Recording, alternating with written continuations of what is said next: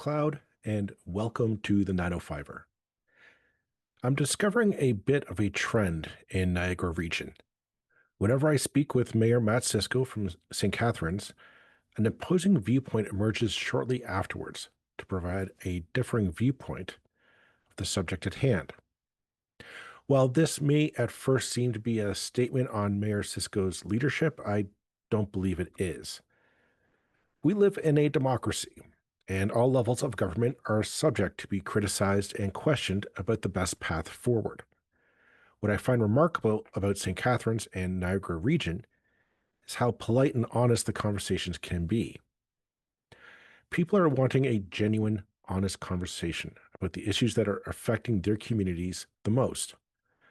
As a result, I found that while disagreements are common, respect and an effort to communicate one's point of view is done as I believe it should be.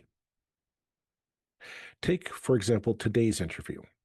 As we were editing our previous episode with Mayor Siscoe, the mayor had posted to his social media a short video explaining the city's bylaws regarding encampments, stating what the bylaw can and cannot do. In the comments for said video, a friend of the podcast, Sean Vanderklis, commented on how he believed First Nations communities were not being properly consulted in regards to housing and the impact that said bylaw might have on them. In addition, the broader impact that our housing bylaws and economy seem to have on unhoused, low-income individuals and families. One plan isn't going to fix this crisis. However, the crisis won't be fixed at all if we exclude those impacted the most by these laws from a seat at the table. I thought that this was a perspective that was not being discussed enough on the housing file in the 905, and that this indeed was worth a chat. We have had on Sean before to discuss 1492 Landback Lane in Caledonia a few years ago. Sean is a journalist and community organizer within the Niagara region. We always welcome his perspective and are glad to share it with you today. Okay, well, thank you, Sean Vanderklis, for coming back to the 905er. It has been far too long. Welcome back. And yeah, it's good to see you again. We haven't talked in a while, so thank you very much for coming back on to talk, of all things, of course, housing in the 905 and St. Catharines in particular. Welcome back. Thank you, my friend. It's great to be back. It's good to see your face again. It's been a while. It has. It has. So we're coming off. My last episode was again with Mayor Matt Siscoe of St. Catharines, and that episode we were talking about the Niagara housing plan to build supportive housing, subsidized, socialized housing for low-income individuals. We're gonna have a link to that in the show notes, folks. If you don't have, pause this, go listen to that, come back and listen to this. And part of that was the encampment bylaw that this to allow St. Catharines police officers to go into parks, areas surrounding schools, churches, public spaces, and remove encampments to move them to other parts of the city. On Mayor Siscoe's Facebook page, you had left a comment regarding the impact that this would have towards St. Catharines Indigenous community and the plate there. And I'm wondering if you could elaborate on that, because this is a topic that in the whole housing mess that we're finding ourselves in and the encampments, this is something that we aren't really talking about. And I think it's pertinent to just kind of shine a light on this. I'm wondering if you could just tell me your side or your concerns about the bylaw, encampment bylaw that the St. Catharines is enacting. Yeah, most definitely. So in the Niagara region, specifically, the Niagara Regional Native Center has done a fantastic job at reaching out to municipalities and forming MOUs. So we have we have an existing MOU with the City of St. Catharines. We're working on Niagara on Lake, Pelham, so on and so forth. So all the municipalities in the Niagara region, we're either completed that phase or in the process of being close to completing that phase. What's troubling for me specifically in regards to what's happening in the city of St. Catharines itself is that we have a formal MOU, and we've had one since 2019-18, where the city has committed to consulting with Indigenous communities. And this area, like in the houseless population that exists, about I want to say 40% of them the largest portion of the people who face houselessness are Indigenous people. So our people are going to be impacted the most when it comes to any sort of bylaws that are being implemented, any sort of provincial legislation that's coming down. Um, and with that being said, it only makes sense that there'd be some sort of consultation that how that would have happened between the city of St. Catharines and the Niagara Regional Native Center. I was the former president of the center. I have been in that acting capacity for the last 3 years, 4 years, all of Mayor Siscoe's tenure. Matt Siscoe is a personal friend of mine. He calls me after my host our radio shows. And he didn't call me for this. And it kind of caught me off guard. Like, why would you not call me on something that is so near and dear to our heart, something that affects Indigenous people at a rate significantly higher than non-Indigenous people? The first person who's publicly removed was an Indigenous person, right? And part of the concern is twofold: is these policies are not new.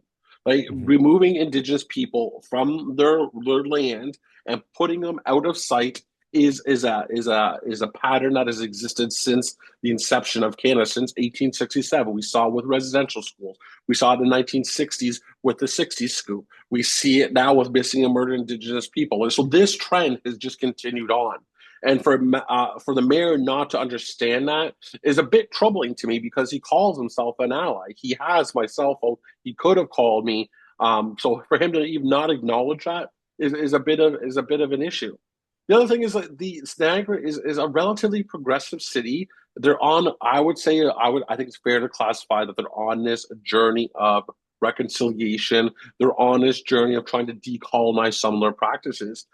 The best way to do so is to resort to the subject matter experts on this. Our views on land are not about ownership and property, it's about relationship, right? Like Indigenous people say, we're not environmentalists because environmentalism, when you identify as a environmentalist or when you identify yourself in any sort of fashion, you have that opportunity to opt out. We don't have I, that opportunity, right? So sorry. well, no, I want to just jump in because you just mentioned I want to branch off and talk about that a bit more in depth, and that is the relationship between Indigenous people and the land. And we keep hearing that, and I think it's a for those of us who are not members of First Nation communities, it's a it's a bizarre relationship that we don't quite get. Like I'm like, Mhm. I own my house, I own my land, I get to choose what goes on here, and I get to choose who can live here and who can't, and all that. When we the I already know there are people listening to this saying, oh, but you don't have a right to that park. I have a right to that park. I have a right to my kid gets to go play in that playground, and I have a right to go and walk through that park unmolested, and I don't have to encounter encampments and whatnot. What gives you the right? And that don't that confrontation automatically gets people back up against the wall, and that's what I'm trying to get past with on this is that let's have this conversation honestly. And I'm trying to get the perspective of Indigenous people to say what does that mean to say, well, I'm going to build an encampment, I'm going to build a tent on a parkland or on a hydro right away or whatever. What is that thinking mentality? I guess is where I'm coming from. Yeah, so our views on land are relationship based and it's an obligation based. If you listen to any sort of a land acknowledgement, some of the key words you'll hear are stewards of the land. Right. So we believe our job and our responsibility is to protect and maintain the land for the next 7 generations. So you think of from an Indigenous worldview, you think of the last 7 generations that have come and the next 7 generations. Every decision I make now is not about me; it's about my kids. Hmm. Right. So that kind of shares some of like the higher level philosophy thinkings of land themselves. But in acknowledging that, people are going to say that my kids have a right to this. And in reality, that's not true. There is no right to a park. There is and should be rights to housing. And if we acknowledge that rights to housing and houses exist, we can then acknowledge that the province, and this doesn't fall on any sort of mayors, but the province has not done their job. Mhm. and creating any sort of sustainable housing. There hasn't been any sort of funding increases in housing from the provincial government since Bob Ray. So we're looking like 30 years, right? Um, so we need to keep that in mind. And the best measurement of a moral society is how they treat its lowest people. It really is. And unfortunately, we find ourselves in a place where inflation is through the roof, housing costs are through the roof, and these people have nowhere to go. There's a significant portion of St. Catharines houseless population that exists that are not there because of traditional means of being there, meaning that mental health isn't an issue, addictions aren't an issue. People are here because they've just been priced out of the market. There's a Right. family of four that exists that has a tent set up, has their couches, everything, but they can't afford the rent. And they're only there because they can't afford the rent. They're camping in an area or they're living in an area that isn't accessible to that. But other people don't have the luxury of tents. So why people camp in parks is because parks provide natural spaces to live under, right? There's pavilions, gazebos, or you can camp underneath the equipment. When it's all said and done, people are people and they're humans, and they should be treated with respect. Part of my issue with the bylaws themselves is that they're essentially doing this out of sight, out of mind. That Mhm. fine, be homeless. We're not going to address it, but just be homeless where we can't see it. Be homeless where it doesn't put a stain on our city's reputation, right? Which is problematic. Like acknowledge we need to have a fulsome conversation of where we're at and come up with solutions. And the criminalization of people going through houselessness is not the answer, in my opinion.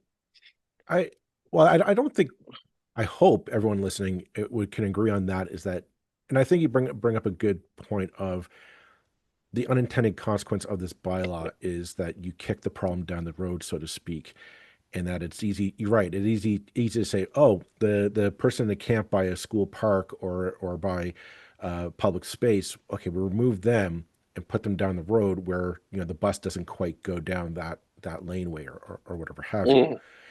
Mm. There was something. Maybe I'll play devil's advocate for a bit. There was Yeah. something that Mayor Siscoe was bringing up, and that was things like he described it as bridge housing, which was supportive housing. That's for people with mental health and addiction issues. But the idea of just building more affordable, subsidized housing, income adjusted housing, that he seemed to be very much in favor of. I'm gonna assume that you're on board with that. No. And so from the other side of the aisle, how can he and the city government reach out to you guys to get on board and just get this rolling? Because I find that we all want the same thing, and I just this argument tends to be counterproductive. That okay, if we need to get moving, how do we have this conversation that at the end of the day the housing gets built, people are safe, secure, and able to kind of get plugged back into the social pipeline, as it were. What do you want to see the city government or Niagara regional government come to you as a grassroots person Yeah. to say let's all work together on this? What do you need to hear from them? Well, I mean, he just needs to pick up the phone. I mean, the goal of the Niagara Regional Native Center is very unique in a sense that we have those memorandums of understanding. So while the friendship centers that exist across the country, and specifically in Niagara, we're the only organization that has put pen to paper that outlines that relationship. He's a personal friend of mine. Like if Matt Cisco is listening, I want you to know, Matt, that I'm upset that you have not called me. You call me about everything else. You claim to be an ally, but you didn't call me when this was happening. You should have called me. Despite me not being the president, I could have put you in connection. We are already in the process of doing the work. Like so, as an example, we're having the Niagara Regional Center's having a housing fair in the coming days where we are picking people up who are struggling with obtaining affordable housing. We are putting people in connections with the right people to get subsidized housing because there's numerous funding streams that exist for Indigenous people that they have the capacity to access. A lot of the issues that we run into is just the knowledge or the know-how of how to access these programs. So we're doing the work, and we have solutions to a lot of the problems that Mayor Siscoe is facing. The issue that we're running into is just the lack of consultation that exists. It's really that simple. If you had to Mhm. pick up the phone, if you had to reach out to either of the friendship centers that exist here in the Niagara region, Niagara Regional Native Center specifically, and a Fort Erie Native Friendship Center, a lot of this could have been not an issue. This would have been a dead issue. We would have been standing there in support with them. We historically hold a flag raising ceremony on the 21st of June every year because it's National Indigenous Peoples Day. I said that if I was president, we would boycott this. The center is now boycotting this, right? We would have stood proudly with you should consultation have happened, should you have listened to the subject matter expert. But you chose not to. This was an arbitrary decision that was made by the city of St. Catharines that goes against everything that they have been working towards with AMO, the Association of Municipalities, with all the experts, the subject matter experts that live in the Niagara region. There was no consultation done in any regard. And now we're stuck playing politics where I have to come on a podcast to rebuttal things that he has already said because of a bylaw that he made elected to make. And to be clear, was supported by the majority of councillors. Shout out to Michaela Mhm. Ratzlaff, city councillor, and Greg Miller, city councillors, who vehemently disagreed with these bylaws. What are you afraid is going to happen down the road with this bylaw and what have you? Like the majority, I think the majority of people listening, if they listen to the previous episode, they're going to think it's going to be a kindly, let's move you away from the park, out from underneath the playground, the pavilion, and put you somewhere safer. I get the sense from you that you're worried that something unforeseen is happening. Or I'm wondering what are you worried is Yeah, going to happen here? any interactions with police is a bad interaction when it comes to Indigenous people, right? When we talk about systemic racism, what we're really talking about is the application of the rule of law. So, as an example, a white man or a non racialized person driving down a highway at 60 kilometers an hour in a 50 zone probably is going to get away with that. If pulled over, if he's pulled over, he's probably going to get away with it. There's a warning. If an Indigenous person or racialized person is doing the exact same thing, there's a higher chance that he's going to have an interaction and he is going to be criminalized, for lack of better terms, with that. Once we understand what we do know from a sociological point of view and a statistical point of view is that once that criminalization process happens, then it's just a downward spiral. You go from the criminalization to a failure to appear to a bench warrant issued, and then now you're Mhm. stuck in these things. And then with the way our criminal justice system works is that the Crown will offer you a deal if you plead guilty, yada yada yada. So something as simple as I have nowhere to live now leads you with a criminal record that should not exist. That's one of my concerns. The other concern is that the police do not have the capacity to do so. I'm staunchly against our carceral system, but and by no means am I advocating for more funding. But they simply do not have the capacity to deal with these issues. A lot of the people who find themselves in these positions are people who again are dealing with addictions issues. Some of them are dealing with addictions issues. Some of them are dealing with mental health issues. They don't have the capacity to deal with it. Of all the people I'd be curious to hear whose response is the police. Like, what capacity do you have to go in and remove these people? This is not going to be an easy call. In Niagara, one of the most frequent calls that police receive regarding mental health issues are people who are hanging out at our bus terminal. Right, they hang out, they loiter. Sometimes they become a little erratic, and things get heated and passionate. And all they do is pick them up and remove them and put them down the road. Right, and that's relatively simple because that's all you have to take is the individual. But when it comes to a family living there, when it comes to people's possessions, that 10, 15-minute call has now turned into an hour, 2 hour call, right? Mhm. So what is going to happen in that regard, and where are you going to put them? The Association of Municipalities, part of the AMO, one of the conferences that they just had, part of their recommendations was that if there's no suitable housing in place, they should not be removed from their encampment. This is from the province of Ontario. All the municipalities of Ontario have got to come together and made these recommendations, and they're just going against those recommendations. These do people do not. We don't have the space. We don't have the housing space for our house's population, and we're just working counter to that. I I absolutely agree with you on that.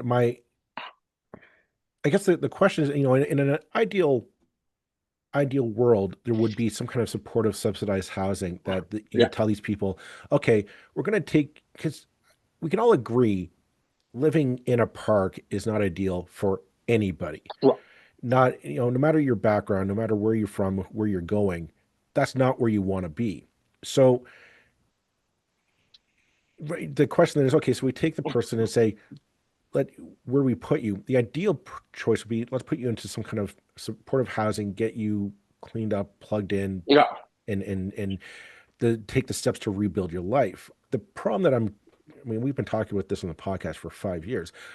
There's a million-kilometer gap between where we are now and where we need to be to get that happen. Like, we are just not building the housing. So I'm maybe this is an unfair question to ask you, Yeah, but how do we bridge that gap in the meantime?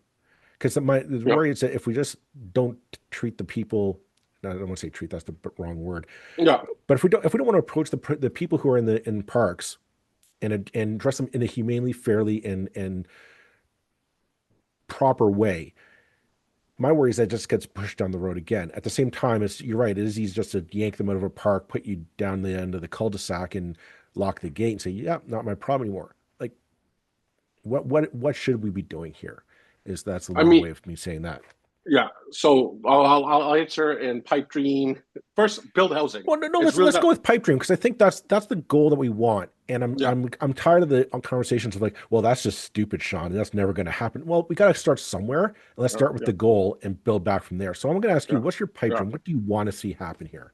A national crown corporation that builds houses. When was the last time an apartment building was built? It's really that simple. We see condos being built. The reason apartment buildings aren't being built is because they're not lucrative to developers. We should Hmm. have a national crown corporation that focuses solely on housing, and that does two things. It creates housing at a low income, at a cost that is relative to where society's at, but it also manages the housing market, right? It's really that simple. Um, and we get to make money off of it. So now, if it's a crown corporation, we would Right. then great get to make money off it. The interim solution is instead of looking for housing specifically, so housing that has been geared towards rent, we should be providing subsidies to individuals who could then take to market rent places. So instead of moving to a house that is like in Niagara, we have a lot of co-ops that exist. So these co-ops are market rates. These buildings are designated those marketplaces. What I'm suggesting is we offer subsidies to individuals who then have the capacity to go to any place, and they would receive that subsidy in addition. So if a one bedroom place I think is around I think it's like $1,300 here in Niagara. We're looking at in the Niagara region. It's about $1,300 for one bedroom. What I'm saying is the region would give hypothetically $750. If you're identified as a low income person, you get $750 on top of Ontario Works or ODSP or whatever support systems that you're currently getting, and that gets to go towards your rent. Because then they're faced with the same problems, but now the market has opened up exponentially, right? Instead of looking for designated spaces, we have the opportunity to create our own spaces. And to me, that's a very, very easy solution to do. Um, and again, it makes the market as open as possible. We're not limited to specific parts of the neighborhoods. We're not limited to specific parts of the city. Um, yeah, those are my It, solutions. There's well, nothing solved by Sean. it's a compelling argument, and I mean that right now I believe I want to say the majority of municipalities in the province have some kind of well, it's not a crown one, but it is owned by like a regional or a municipal Yeah, housing corporation, which I mean I find those are underfunded because they should be the largest landlord in a given municipality. Which my my thinking is, if they're the largest landlord providing market based rent as well as income adjusted rent. That would bring private rentals prices down because that's supply and demand economics. You bring that down, and that's in it, rather than like strict rent controls, which we've told is apparently what doesn't work. To me, that would make more sense. Is okay, that brings down the cost of rent, but still you're able to make a buck. If you're a private landlord, you're still able to make a buck. It's just it's over a longer Mhm. timeline than say, oh, I want a 10-year turnaround. Maybe it's 20, but it's still that you're making a buck. So let's put Yeah. it put in perspective here. Um, and where have you seen anywhere in Ontario that does this right or seems to have the framework to do it right? Because I was thinking of St. Catharines and Niagara, and before that, I had on Mayor Carolyn Parrish from Mississauga, Okay. and you're taking two completely like she's very much a market driven approach. It seems to be working, but time will tell. We'll see how that. There's always kinks in the plan. We'll see how that Mhm. goes. Hamilton is spinning the wheels. They're just kicking the tire, and I don't see them actually doing any plan to build anything. And this just seems to be a Swiss cheese approach. Like as municipalities are told, figure it out, and nobody seems to be able to do it, or we just have this kind of Swiss cheese. Now, part of me wonders if it's because Niagara's priorities are going to be different than Mississauga's. Mississauga doesn't really have space to build, so I'm going to give that as a window. But I'm wondering, like, is there anywhere in this province that seems to kind of have the right layout? And maybe we have to zoom out and say, is there anywhere in Canada that is Yeah. approaching this the right way to get housing built for those on the lowest rung of society? So I don't like based off of my observations, I'm not seeing an ideal situation. I mean, we find ourselves in this situation because this has been downgraded on the municipalities. Like where Matt Siscoe gets a pass is he is being tasked to overcome a challenge that should be rightfully held by the province and rightfully supported by the federal government.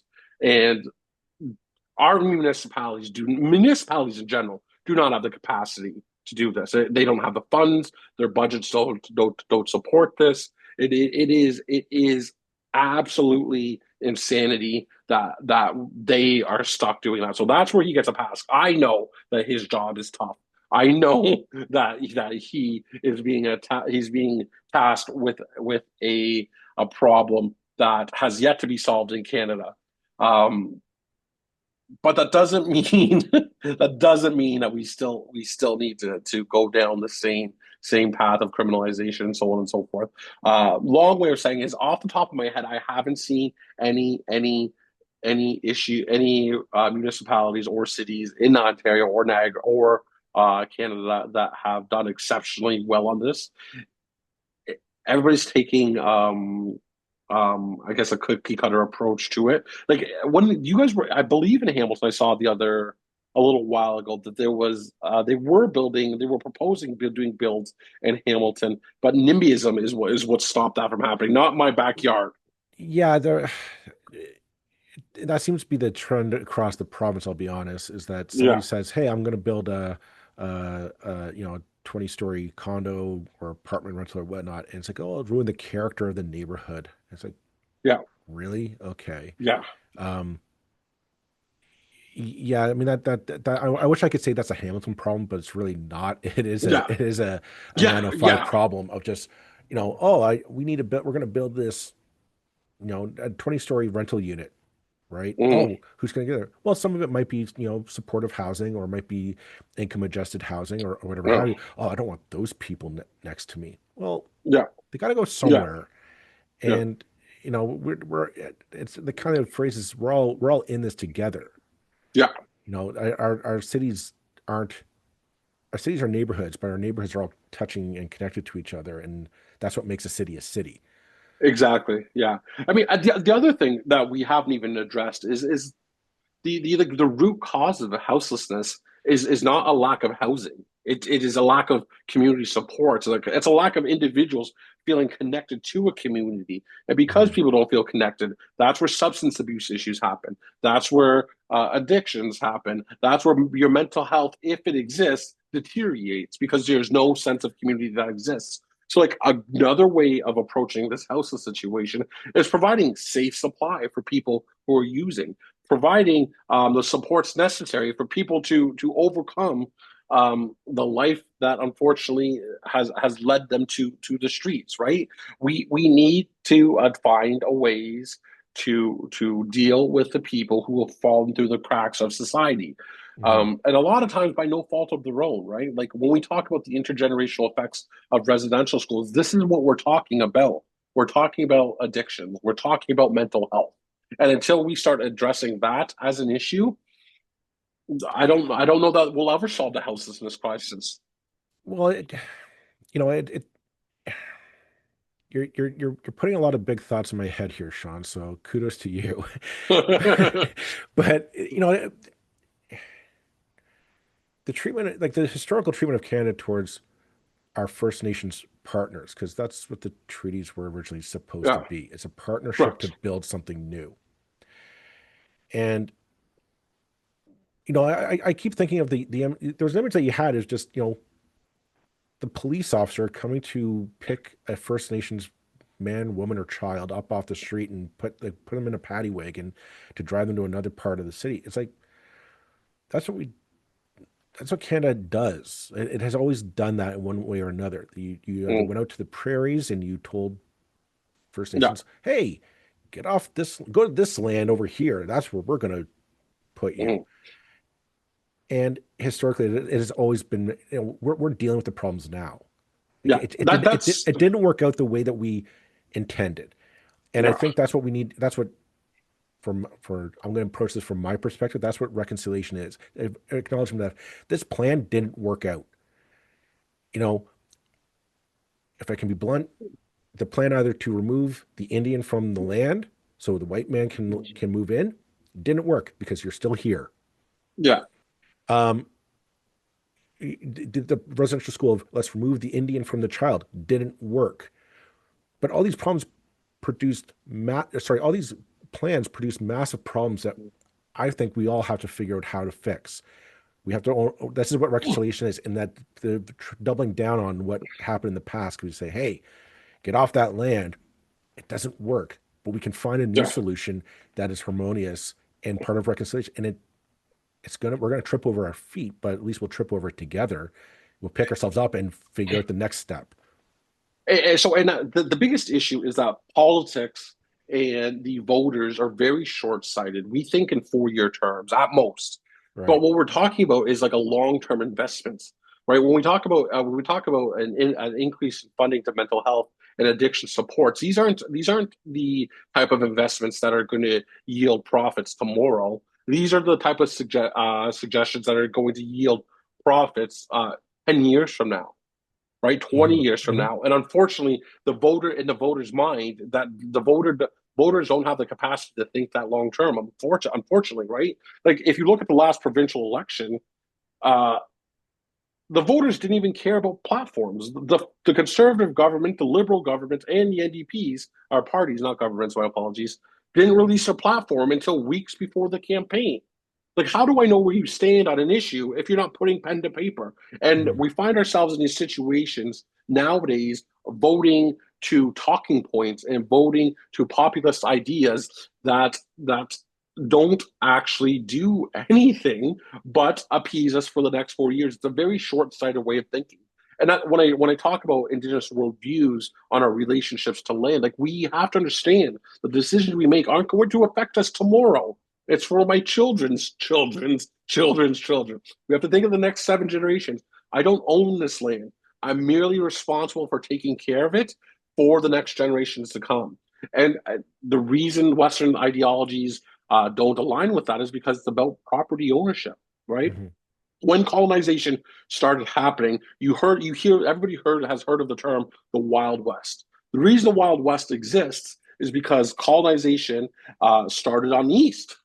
So when Christopher Columbus and everybody came, they started on the East Coast, and then everything like east, like 100 miles from the shore, was considered Indigenous land, First Nations land. That's Hmm. where the term the Wild West comes from because nobody lived there. It was a lawless society because apparently First Nations people weren't didn't hold the capacity of having laws. Um, I don't know where I was going with this, but No, but I mean, I think that we always return to this conversation, and it's tiresome not to talk with you, but just the topic itself is that we and I think it's necessary to have though, because in Canada we've been having this conversation for 150, 160, 200 yeah, years, and we're going to keep having it just to start changing our mindset. And I kind of look at, well, we're recording this on June 19th in the morning, and the day before, Premier Doug Ford was speaking about the Ring of Fire in the north, and yeah. how he's going to give all the indigenous people, treat them like gold, when I don't think he's ever actually met with them to discuss the Ring of Fire. But I mean, that it's that attitude that I even see from progressive people online saying, well, but like he's not completely wrong. I says, yeah, it's not about, that's the problem that got us in this matter to begin with. Like, is that we say you just need to know what we're talking about. We know what's best for you. Yeah. We know what's best. And it's rather than say, well, what do you want? What do I want? Like, let's find a middle ground and move forward. Like, that's kind of how nations to nations talk. I want this, you want that. Where's the middle ground? Let's go with that, and let's build something different, mutually Yeah. beneficial for the future. I'm not going to ask you to comment on Bill 5 or up north, but it's just that attitude I'm kind of talking about, is that it seems, it's when the premier talks like that, it kind of gives license to lesser levels of government to kind of say, well, you need to learn your space, you need to learn your lesson, and Yeah. It I, it, it I what find it's very dangerous to it entertain. it diminishes our relationship. So, like, I have two parts to answer this question.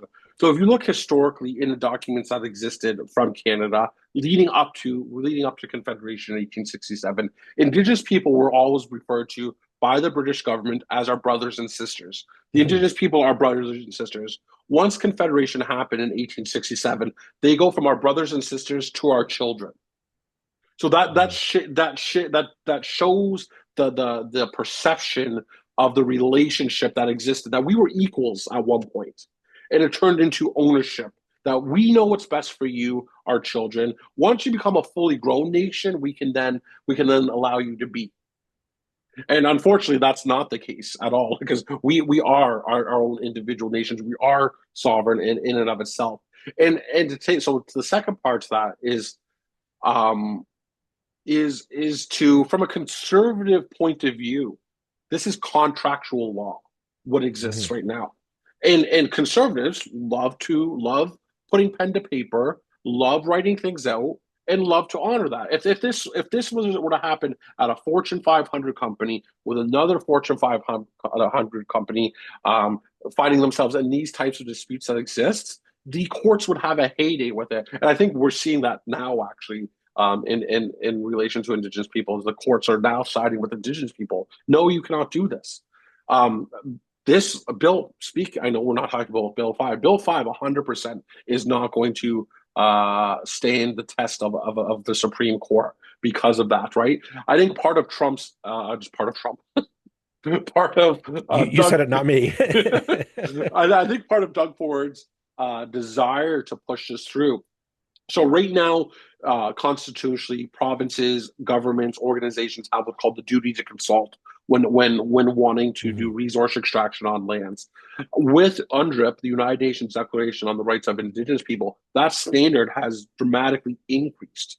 So instead of the duty to consult, now they have the obligation of getting free, prior, and informed consent, and consent being the key word there. We have to provide consent for Hmm. any sort of resource extraction, any sort of land development on our own lands. There is no national strategy. This is the disconnect that exists nationwide right now, is that national strategy is yet to be defined. So Doug Ford's desire to push us through at a fast pace is anticipation of knowing that this is going to come. And consultation merely means I consulted. What does that look like, right?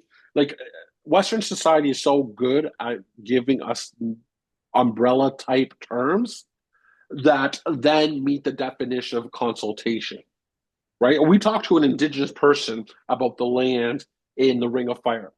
The question is, who is that Indigenous person? Do they have the authority or capacity to provide said consultation or participate in said consultation? And was it meaningful enough, right? Was it meaningful?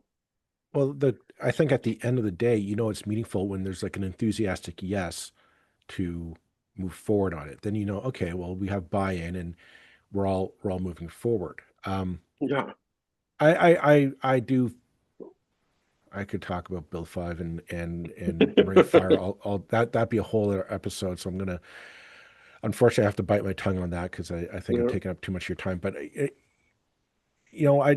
think that what you bring up is a valid point of just coming back to the housing matter here, not just in St. Catharines, but the sizable First Nations communities in Hamilton as well as Mississauga and Peel Yeah. region that it I don't I think that what we should probably be taking away from this conversation is that it's not an onerous task. It's a party to invite to the table to guarantee success, long-term success. And because I don't see this like this doesn't. It's not just about Indigenous people. We have to take care. This is our home. These are our communities. These are our cities. These are where we live. We thrive. When one of us doesn't thrive, we all hurt. We have to put money into healthcare, into treatment, into you know police services, all those things that money could be put towards building community centers, building schools, building parks, the things that make our cities worth living in. That's where I want our tax dollars to go to, and that we're all able, these common areas that we're all able to participate in festivals and things that bring a city together. That's where we're spending money on, rather than trying to figure, well, how do we deal with this group over here or that group over here? It should be about how do we bring this group in Yeah. and make them part of the whole, so to speak. So that's Yeah. my editorial rant for the latter half of this episode. One more point is that to financially support these bylaw changes, we're taking $750 out of reserved funding from our budget Hmm. to support these. Money that's supposed to go to initiatives that are in dire need because of extreme circumstances are not going to receive that support now because the $750,000 is being put into new bylaw officers and new support systems for this. In reality, I know, I'm very well aware that this solution will not be solved overnight. And I am not saying that I have the answer to this. What I'm saying is that consultation should have happened. If you bring us along with the problems that you're facing, we could have potentially solved this together. And instead, now you're alienating one of your largest demographics in the city of St. Catharines. Well, you could have brought us along with you, right? And that's the issue that we have in Niagara is that we weren't consulted. We signed a memorandum of understanding. You're not honoring that memorandum of understanding, and now you're making arbitrary decisions that are going to negatively affect Indigenous people at a higher rate than they would any other person who is finding themselves in these vulnerable situations. Call me. It's really that simple. Well, that was going to be my last question. Is it too late for the city council and for Mayor Matt Siscoe to pick up the phone and start having that conversation now? Never. No, we are not a prideful people. The goal is tomorrow. The goal is always what can we do to make a tomorrow society better than it is today. And the Mhm. best way to do so is consultation. The best way to do so is working together. The best way to do so is diversity of opinions. Instead of answering the phone calls to businesses and corporations, you should be having people who are affected and are living these unfortunate circumstances be guiding your principles. Well, I'll leave it at that for this episode. Thank you very much, Sean, for coming on once again. All the best to you, and thank you for taking the time to talk with us today. Thank you. Thank you, my friend.